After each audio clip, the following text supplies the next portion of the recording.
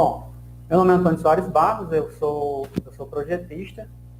Hoje eu sou tecnólogo do Centec, eu trabalhei primeiramente como tecnólogo, e aí com a chegada desse projeto de Cinturão das Águas, eu fui contratado, trabalhei no projeto e fui ficando para a execução do projeto, o acompanhamento, né? Eu sou especialista em Geografia e Meio Ambiente pela UCA, eu fiz essa graduação logo quando saí do Centec. Logo após, fiz a especialização em geoprocessamento e georreferenciamento pela UCAM. Depois também, quando já estava no Cinturão das Águas, já mais voltado para essa área da construção civil, eu fiz a especialização em desenvolvimento e gerenciamento de projetos em BIM Management. Eu fui tecnólogo da DGH no plano de saneamento da cidade, da região do Cariri, né? Trabalhando na cidade de Juazeiro do Norte, Barbalha, Crato, as cidades vizinhas do Ceará. Também fui professor de AutoCAD na Infope do Crato. E, como eu falei, logo após estar saindo do Centec, teve essa oportunidade para eu trabalhar na VBA, que era a projetista do Cinturão das Águas do Ceará. E aí a minha área era de saneamento, mais voltada para o meio ambiente. Mas aí eu entrei nessa vaga e acabei que fui ficando. Eu vi assim a oportunidade. Eu tinha a oportunidade de voltar para o meio ambiente, mas aí eu acabei me direcionando mais para essa área de infraestrutura. E aí hoje meus trabalhos eu tento associar essa parte de sustentabilidade, meio ambiente, na infraestrutura, nas obras, construção civil, mas sempre dando essa importância para o meio ambiente.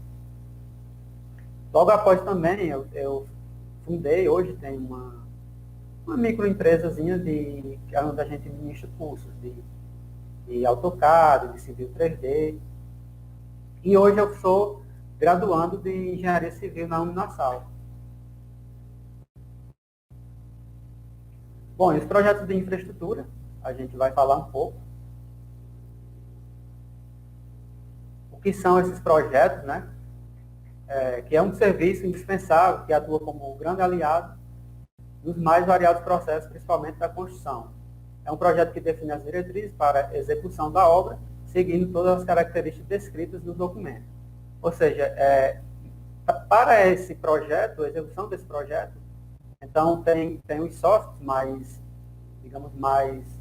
que sejam mais avançados para esses recursos, e o Civil 3D é um dos softwares que se encaixa nessa opção para fazer essas análises, para fazer todos os testes, para um projeto executivo ser realmente bem próximo do que realmente vai ser executado. A gente sabe que tem sorte para você simular, mas aí a parte de realmente você liberar um projeto executivo parte para o Civil 3D. Ele é um software bem avançado para isso mesmo. E a infraestrutura do Brasil, o que seria, né? Hoje, né, o estudo estima em 339 bilhões o valor do investimento anual a ser perseguido até 2038. Ou seja, a gente sabe que com o avanço da infraestrutura, precisa ter esse acompanhamento da sustentabilidade. Tem bastante obras. Na verdade, o Brasil, desde 2013, 2014, teve uma grande explosão na infraestrutura, construção de rodovias, e aí é preciso que a gente tenha ferramentas capazes de deixar, não permitir que a obra saia avançando. E aí, com o uso do software, permite essa questão de você poder fazer essas análises para uma obra mais sustentável. Quais os projetos de infraestrutura que a gente tem, né?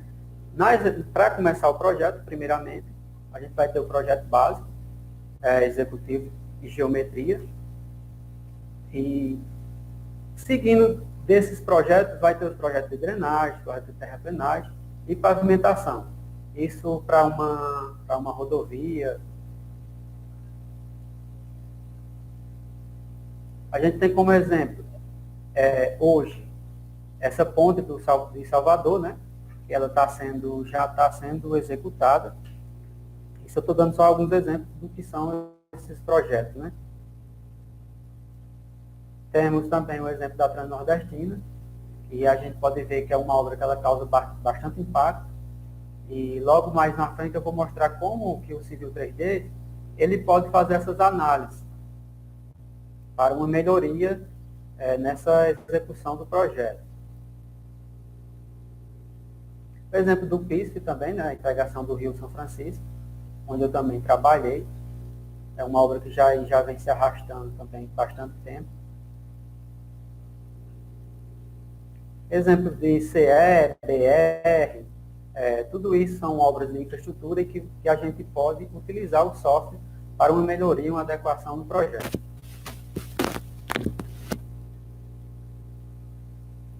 Essa barragem do Jati também, ela faz parte da transposição do Rio São Francisco. E ela é transposição do Rio São Francisco e também é a barragem onde está instalada a captação do cinturão das águas do Ceará.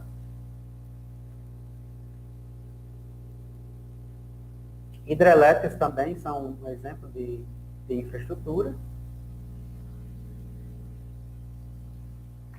E essas análises ambientais, como a gente pode fazer essas análises ambientais? Com o Civil 3D. O que são e como a gente pode fazer. Aqui eu tenho uma imagem que retrata bem essa obrigação da gente poder fazer essas análises. Essa linha rosa que está aqui, magenta, é o traçado do cinturão das águas margeando essa parte verde aqui mais escura, é a Chapada Nacional do Araripe. Então aqui é uma APA, uma área de preservação permanente. E o cinturão das águas, ele passa margeando a Chapada. Então, teve que fazer todas umas análises aqui para ver se estava avançando em direção à APA, questão de cotas, isso eu vou mostrar mais na frente.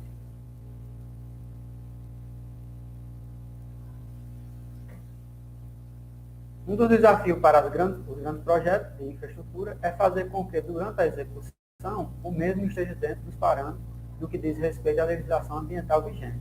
Para isso é necessário que se façam análises minuciosas de dados de campo e todas as legislações ambientais que contemplam o local onde o projeto será executado.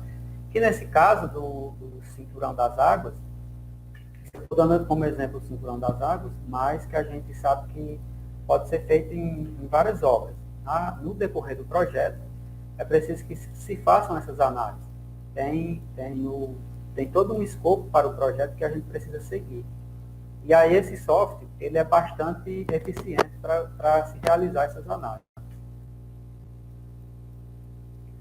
Para a realização dessas análises, um dos grandes aliados é o software Civil 3D, devido ser muito dinâmico e por contar com uma gama de ferramentas que podem, ao mesmo tempo, realizar projetos de ferrovias, canais, túneis e etc., e ao mesmo tempo já indicar quais os ajustes devem ser feitos para que atenda à legislação ambiental. Com o Civil 3D, essa questão de infraestrutura, obras maiores como ferrovias, canais e túneis, ele tem bastante ferramentas para que a gente possa fazer essas análises. Ele é um software muito dinâmico, então ao mesmo tempo que você projeta, ele já vai dando as indicações de como está ficando o seu projeto, se está tendo alguma interferência. Então é um software bastante avançado para esses critérios, dentro desses critérios. Aqui só pegando um exemplo da lei que, no caso, para a proteção aqui da Chapada Nacional do Araripe. E por que a gente teve que utilizar, né? Originalmente criada pela lei 6.902, de 81, as áreas de proteção ambiental são reguladas pela lei 9.985. O Sistema Nacional de Unidades de Conservação da Natureza, o SNUC, de acordo com o Cadastro Nacional de Unidades de Conservação, até junho de 2015 existiam 294 áreas de proteção ambiental no Brasil, 32 na esfera federal, 185 na esfera estadual e 77 na municipal. Alguns exemplos de APAs são a Área de Proteção Ambiental de Tamoios, a APA, margem esquerda do Rio Negro, área de proteção ambiental do Ibarapuitã, área de representação ambiental de Fernão Dias e a Chapada Nacional do Araripe, que já foi essa mencionada, que é essa área onde a gente executou essas análises e que tem essa obra de grande porte, que é o Cinturão das Águas. Bom, e por que utilizar o AutoCAD Civil 3D?